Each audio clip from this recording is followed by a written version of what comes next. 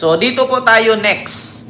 Ito pong sunod nating pag-uusapan, mga kababayan, ay ito po'y ikakagalit po, no, ng mga DDS. Mga kababayan. Ikakagalit po ito ng mga DDS ang sunod nating pag-uusapan kasi patungkol po ito kay dating Vice President Leni Robredo na ngayon Mayor Leni Robredo, ang pag-imbita ni Mayor Leni Robredo kay PBBM. Bakit nga ba si PBBM ang iniimbitahan ni Mayor Leni Robredo at hindi si Sara Duterte? Nako po, mga kababayan. Ito po mga kababayan, pakinggan nyo po Wait lang, nawala. So, ito po siya na kung saan, mga kababayan, ay iniimbitahan ni Naga City Mayor Leni Robredo si PBBM sa Fina Francia Festival, no? Mas pinili ni Mayor Leni Robredong imbitahan si PBBM kaysa kay Sara Duterte. Naku po, Kaaruba, Miguel of shoutout. Naku, magagalit. I-invite next year. Ngunang kayang year, actually ready na si Surat. Pero dahil digdi sa flood control scandal, in-advisean kita na sibot na maringon yan.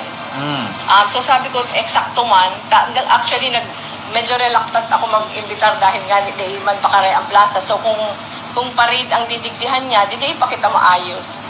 So kung sinabi sa tuyang garo malabo ngunyan dahil because of the scandal, sabi ko, mas maray garo next year para pagprepararan ta. Nakulaw na pa. Actually, mga kababayan, gusto ko lang pong i-explain sa inyo hindi po bumabalimbing si Mayor Leni Robredo. Ang sabi kasi ni Mayor Leni Robredo dito, mamaya, sasabihin niya yan dyan. Pero i-explain ko sa inyo kasi nga, ano siya Bicolano kasi ang salita, no? So, ang sabi niya dito, ready naman daw siya na mag-invite sa Fina Francia kay PBBM. Kaso pumutok daw itong usaping flood control scandal, kaya medyo na-busy daw si PBBM. Pero kung tutuusin, ready naman na daw, nakahanda na. Kaya ang iniisip lang daw niya kung sa parid ba daw si PBBM magpakita or darating na lang siyang naka-convoy diretso sa harap siguro ng City Hall, 'di ba? So okay naman daw, pero piniprepare pa niya at i-confirm pa lang niya sa Malacanang kung ano ba siya darating, makaparid ba, sasakay sa float or di kaya magko-convoy, 'di ba? So yun po yun mga kababayan. Pero hindi po ibig sabihin, mga kababayan, na si Mama Leni Robredo ay bumabalingbing kasi bakit?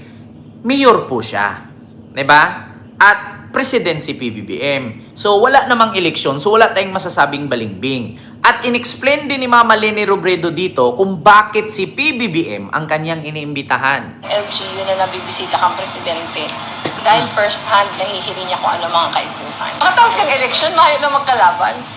Para sa kuya, siya ang presidente, kaya po ang galangon ta si opisina. In fact, So sabi niya, tapos na ang eleksyon. Tapos na kaming magkalaban. So siya ang presidente, galangin na lang natin ang kanyang opisina. So pinaliwanag niya. So ngayon, mga kababayan, para sa akin, ito yan pag dumating man ang panahon na, syempre, 2028 election, di ba? 2028 presidential election, baka kung magkasunduman si Mama Leni Robredo at si PBBM at tatakbo si Mama Leni Robredong presidente, kapag inendorso ni PBBM si Mama Leni, tapos ang karir ni Sara. Mark my word. Mark my word. Kapag inendorso ni PBBM si Mama Leni Robredo versus Sara Duterte, tapos. Tapos ang karir ni Sara. Kasi ganito yan, mga kababayan. Kung napansin ninyo, ako magbibigay ako ng reaksyon na baka naisip nyo na rin ito at itong naiisip ko ngayon. So ganito yan. Kung naalala ninyo 2022 election, nagsama si Sara na merong DDS at si PBBM na may loyalista. So yung mga dating loyalista kasi, naging DDS dahil sa ginawa ni Digong noong kampanyang 2016 nung tumakbo si Digong na presidente. Alam ninyo, kung meron mang pinakamagaling na presidente, si Marcos. Si Marcos ang pinakamagaling na presidente. Kaya ginawa ni Digong yon kasi tinulungan siya ni Amy Marcos nung pangangampanya niya nung tumakbong siya presidente. Kaya yung mga loyalista, nagiging DDS kasi wala pa namang loyalista na at that time kasi wala pa si Marcos. Si Duterte pa lang. So yung mga loyalista na gustuhan nila kasi magkaibigan nga naman si Sara at si BBM, si Amy at si Digong. So yung mga loyalista naging DDS bigla.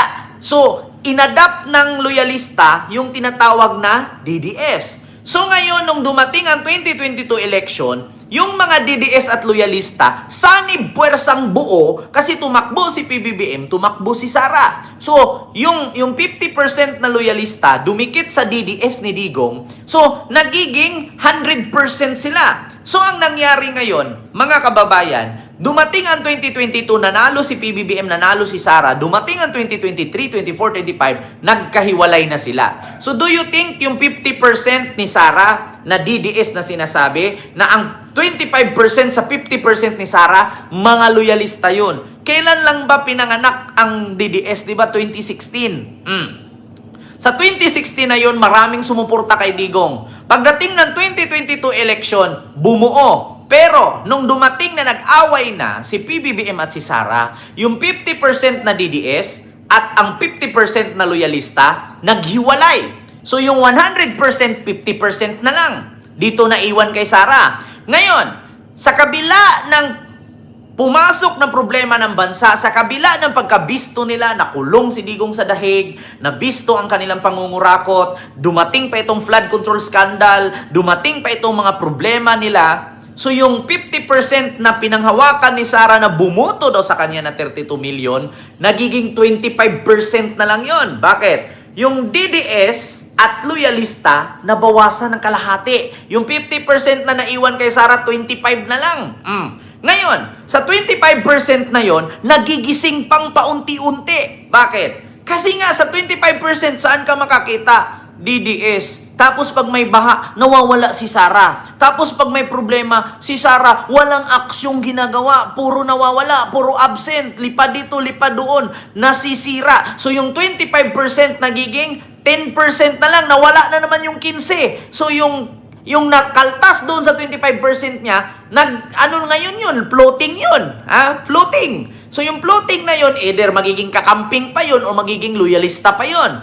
So yung natira sa kanyang 10%, sa 25%, mga kababayan, tignan nyo, pag nag-rally sila, hindi na nga umabot sang milyon eh.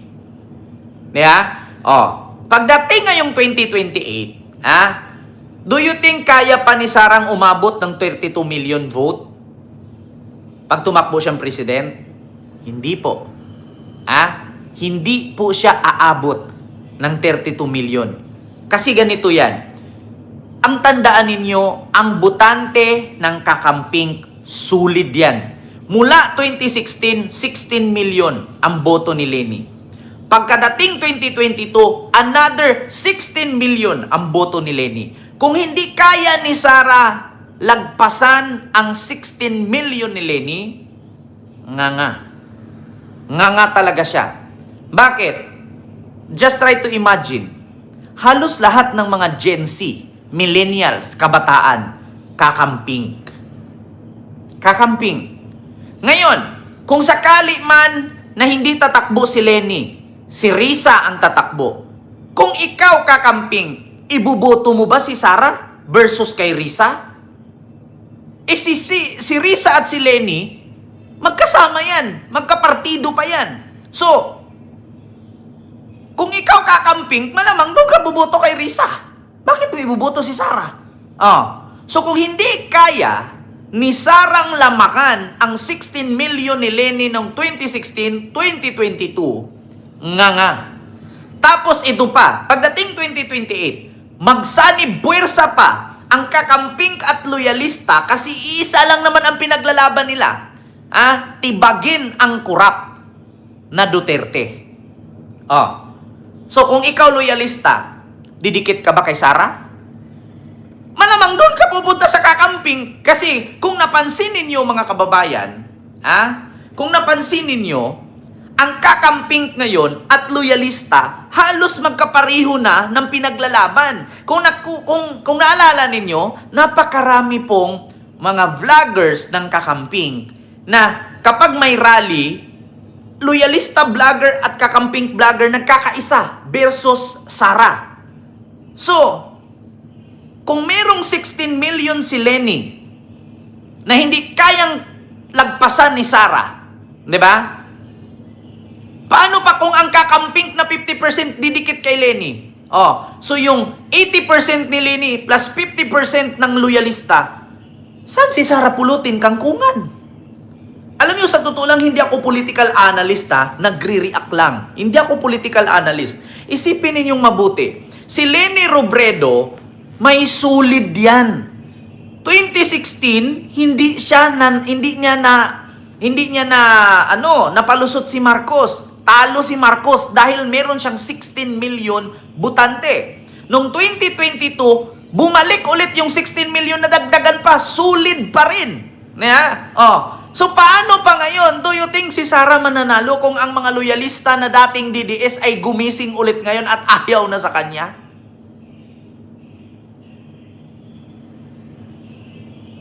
Sabi ni Ma'am Selpa Glory, si Lenny Kent hindi rin pwede maging presidente.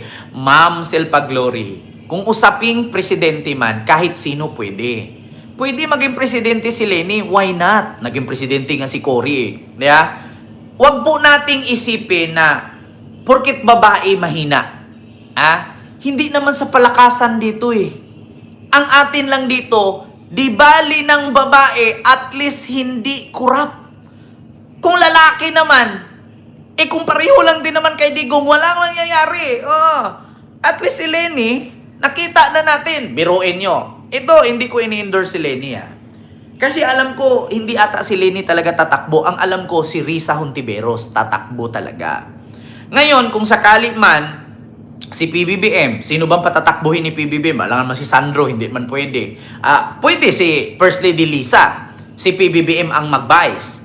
Pero sa totoo lang, sabi, Cory was installed by US. Actually, Ma'am Silpa Glory, mahirap kasi tayong alam niyo yung narinig lang natin, tapos installed by ganito, installed by ganyan. Mahirap kasi pag walang evidence Ang sa akin lang, kung hindi pwede si Lenny, mas lalo naman si Sara.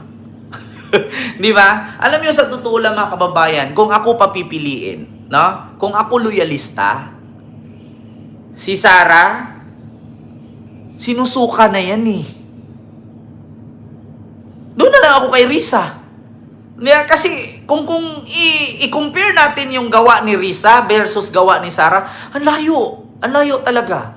Ang layo. Di ba? Ang layo talaga. Yung mga nagsasabi noon na, huwag tayo kay Lenny kasi lutang yan. Huwag tayo kay Lenny kasi wala yan, mentally absent yan, physically present. At least hindi naman magnanakaw. Kaysa naman si Sara ilagay mo dyan. Minsan pa habang nakaupo, yung utak niya umiikot, tumitingin sa pader. Tapos tinititigan yung mga billboard. Tapos magugulat ka. Kung ano-ano sinasabi, biglang lang tumatawa. Diba? Ganun po yun.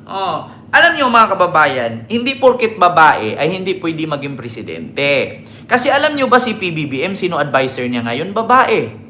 Alam niyo sino babae? Si First Lady Lisa.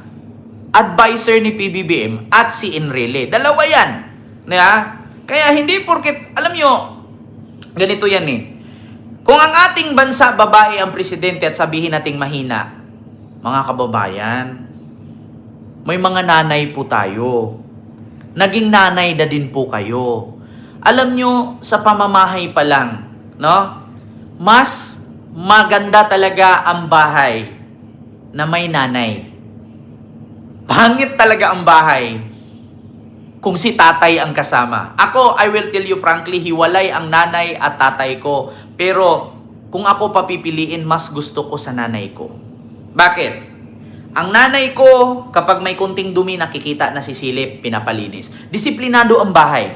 Disiplinado ang isang pamilya kapag may nanay. Di ba?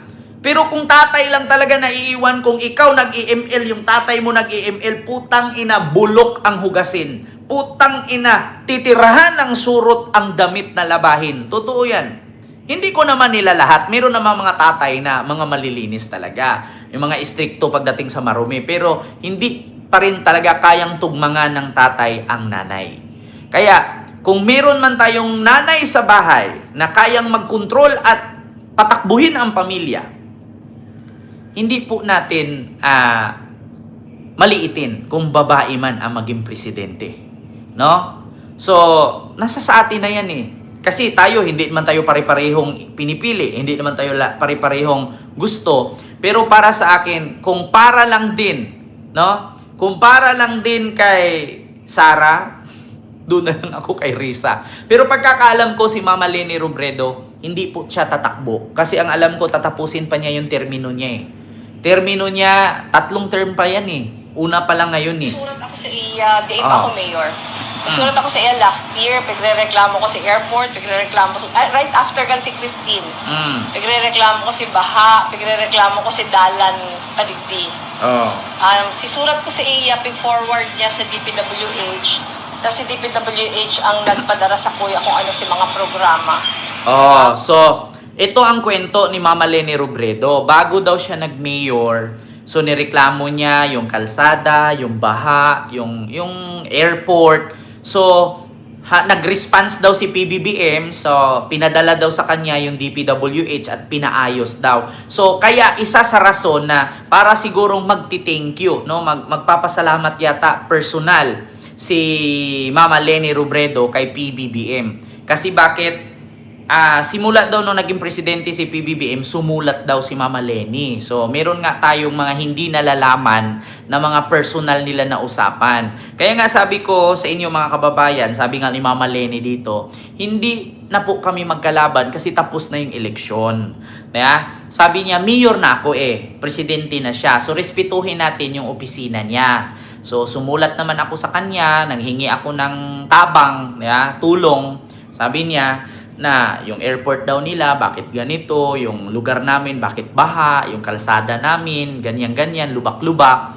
So, nag-response naman at nagpadala nga daw di umano ng DPWH doon, pinaayos. So, ganyan lang. Alam mo sa totoo lang mga kababayan, kung ganyan lang lahat ng politician, halimbawa may problema ka sa lalawigan mo, mag-message ka sa presidente. Kung hindi mag-response sa'yo, huwag ka na lang pong maghintay. No? Pumilos ka na lang. Pero kung nag-response naman sa'yo, makipagkaisa ka. Katulad kay Yorme. Alam naman natin na si Yorme, hindi po talaga yan sila connected ni PBBM. Pero nung nag-offer naman si PBBM sa kanya ng proyekto, nakipag-collab naman si Yorme, sinalo naman ni Yorme, tinanggap naman. So, di ba kumanda? O, katulad kay Biko, tinulungan ni Biko si PBBM. So, at least nagkakasundo.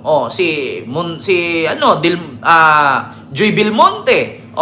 Sino pa? Actually, kung lahat ng mga namumuno, bawat distrito, bawat lungsod, bawat syudad, kung susuporta lang sa presidente, maganda ang kahinatnan. Maganda ang kalalabasan ng inyong mga probinsya. Katulad ngayon, napansin ko nga, tignan ninyo yung Cebu. Nakita nyo yung gobernador ng Cebu, si Pambari 4. Alam natin na DDS yan. Pero, kailangan mo ng tulong. Huwag mong ilaan na DDS ka. Huwag mong ipataas yung pride mo na hindi ka mahingi ng tulong kay Marcos kasi kay Duterte ka. Aanhin mo yung kulay kung nilunod ka na sa baha. Di ba? Unahin mo yung kapakanan ng tao. Itabi mo yung political issues, itabi mo yung kulay, unahin mo yung tao. Kasi kung mawala ang tao dyan, hindi ka magiging governor. Di ba? Sabi ni Paula Mauchi, maka-BBM ito. Sino maniwala dito? Magpaniwala kay dito. Natural, BBM naman talaga ako. Bakit? Gusto ko ba si Sara? Putang ina. Ang pangit na nga niya, tamad pa. Hindi ba halata? Hindi ba halata na BBM supporter ako? Huwag mong pangarapin na magiging DDS ako. Putang inang yan, sinumpa ko yung mga pangalan na yan. Ang dumi. Basura at kalawang yan sa Pilipinas. Anay yung mga yan. Diyos ko po naman, sasabihin mo pang magpaniwala sa akin. Alam nga naman sa kami maniniwala sa inyo. Ano bang napatunayan ng mga idol ninyo? Yung tatay ninyo, uuwing garapon, nakakulong. Yung vice president mo na may baha, nandun sa Mauban, Quezon. So alam nga naman sa inyo kami maniniwala. Di ba? Yun ang katotohanan, Diyos ko naman. Halata ba? DDS ba ito? Ang pagmumukha ito, DDS? Yung pag nagsalita ito, DDS? Yung utak nito, DDS? Putang ina, hindi ako bobo tulad nyo. Yeah? Diyos mio Marimar. Hindi ko kayo ini-encourage na maniwala sa akin. Pero ini-encourage ko kayo na huwag kayong maniwala sa mga Duterte. Yeah? Because lahat sila is con artist. Yeah? Con artist yan. Isipin ninyo. Ito, meron ko ipakita sa inyo Ang gobyerno na masimbang tuman sa mga... Ito, ipakita ko sa inyo. Pakinggan nyo The world's richest man, Elon Musk, posibleng maging world's first trillionaire. Inaprubahan na kasi ng shareholders ng automotive company ni Musk na Tesla ang $878 billion pay package para sa kanya. So kung merong world billionaire, merong first world trillionaire, hindi matatalo si Digong dyan. Yung Elon Musk na first world trillionaire, hindi matalo si Digong dyan ni Elon Musk. Bakit? Tignan nyo si Digong, walang negosyo pero bilyon na ang nagastos. Kita nyo? Do you think kayang talunin ni Elon Musk si Digong? Hindi. Si Elon Musk napakaraming business. May spaceship, SpaceX. Merong Twitter na X na ngayon. Merong Tesla na sasakyan ngayon. Si Digong, anong negosyo? Bilyon na ang nagastos sa abogado, pero walang negosyo. Tignan nyo. Kita mo, DDS? Kita nyo? Ngayon, sabihin ninyo, sinong maniniwala dito? Hindi ka maniniwala? Bilyon na ang naubos ni Digong. 150 million a month kay Nicholas Koopman for almost 8 months. Kita mo? Walang negosyo. Bilyon na ang nagasto. Si Elon Musk kilala natin Di ba? So hindi pa rin kayang talunin ni Elon Musk si Digong. Kita mo yan? Wala kang business. Ukay-ukay nga lang nilagay. Tapos bilyon na ang naubos doon sa dahig. Kita nyo? Hindi kayang talunin ni Elon Musk si Digong. Yeah? Ano na? Asaan na yung nag-comment na maka-BBM daw ako? Lata naman. Pinutang ina ko ba si Digong kung maka-Duterte ako? Minura ko ba si Digong? Binaboy ko ba si Digong dito kung maka-Duterte ako? Di ba? Kita mo yun, nawala ka bigla sa comment. Kasi tanga-tanga susugod ka sa live tapos di ka marunong makipaglaban. Yeah? Kita nyo yan, asaan ka ngayon? Ang pinakamayaman sa buong mundo, si Duterte. Yan ang totoo. Hindi nyo kayang talunin si Digong. Bakit? Biruin mo, kinulong na lahat, naka-private plane pa. Saan ka sinong kinulong nakasakay ng private plane? Sinong kinulong, di ba? Pag dito sa Pilipinas, pag inaristo ka, sasakay ka sa mobile car sa sasakyan ng pulis. Si Digong, putang ina, kinulong, naka-private plane Magkano yung Boeing 37 niya? Boeing ba yung pagbasa? Boeing 377 ba yun? Kita mo yan, naka-private plane? Kita mo yan? Mas mayaman si Digong, hindi si Elon Musk. Diba? Huwag mo nang tawagin John Court si Bisdak. Nakalimutan na nga mag-ahit Diba? Tatawagin mo pa. Ganun yon. Alam nyo, ang pinakamayaman sa buong mundo si Digong. Nakakulong, walang trabaho, walang posisyon sa gobyerno, pero kayang magbayad ng bilyon sa abogado. Kita mo yan? Kita nyo yan? Naisip nyo ba yan? Nakakulong, walang ginagawa, nangayayat. Ilang buwan na lang, kulang na isang bulati na lang ang pipirma. Pero billion pa rin ng pera. Putang inang yan. Kita nyo? Tapos ano negosyo? Wala. Di ba? Wala. Diyos ko. Anong negosyo niya? Yan ang tanong. Diba? Hindi kaya ni Elon Musk talunin si Digong pagdating sa yaman.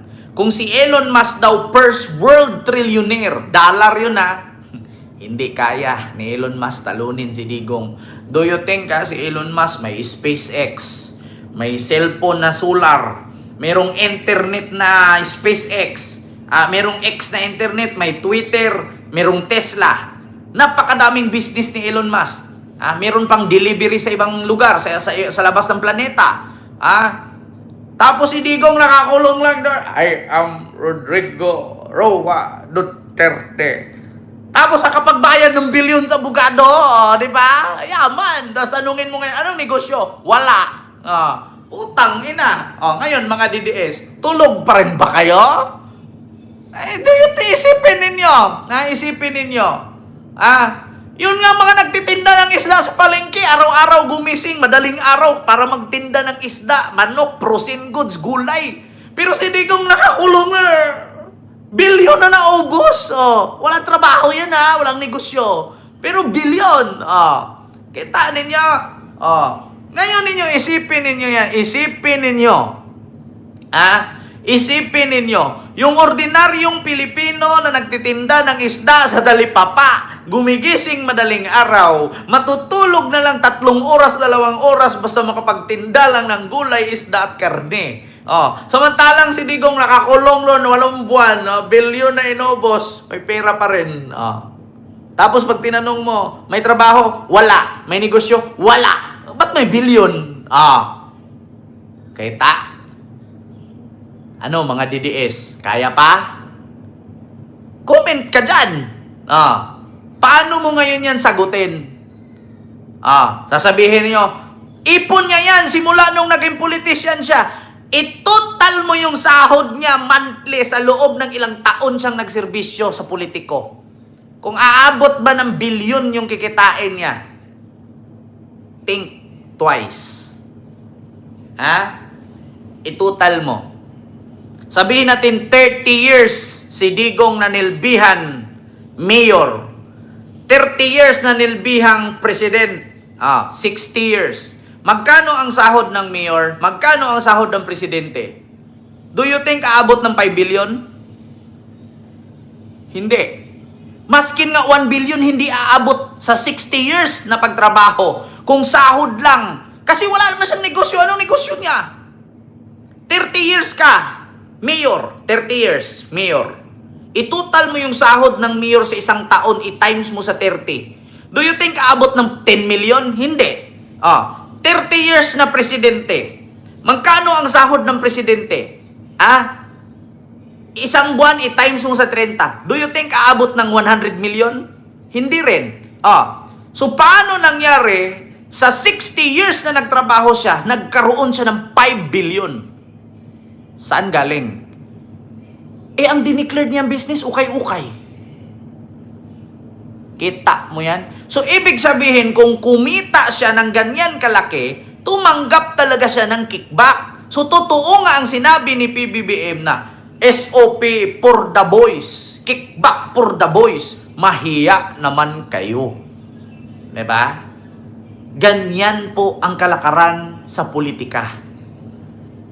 Duty ka. Presidente ka Tapos wala kang gagawin. Magugulat ka, billionaire ka bigla. So, ibig sabihin, may kinuha ka nga. Diba? Kaya mas mayaman si Digong kaysa kay Elon Musk. Meron po siyang business circuit. Diba? Putang wag mong subukan. Magiging bilyonaryo ka. Wag mo subukan. Pag pumasok ka sa politika, wag mong bukan. Hindi lang 5 billion, trillion yan. Yun nga, di ba? Yan. Sabi ko sa inyo mga kababayan, sa confidential fund pa lang bilyon na. Tignan yung mga DDS. Bakit alam nila na 6 billion ang confidential fund ni BBM? So, ibig sabihin, 6 billion din ang confidential fund ni Digong noon kasi alam nila Wala namang sinabi si PBBM dyan na 6 billion ang confidential fund So, bakit sila nag-invento na 6 billion ang confidential fund? So, ibig sabihin, billion din ang confidential fund ni Digong noon. Kasi nag-invento sila hanapin ninyo ngayon kung 6 billion ba talaga ang confidential fund ni PBBM. Wala akong nakikitang website na may 6 billion nakalagay. So saan nila kinuha yan? Meron pa nga silang sinabi 5,000 flood control daw. Saan mo ilagay ang 5,000 flood control? So kung meron mang pinakamayaman sa buong mundo, si Digong yun. Nakakulong, walang trabaho, walang negosyo, pero bilyon na ang nagastos sa abogado. So yun lang mga kababayan.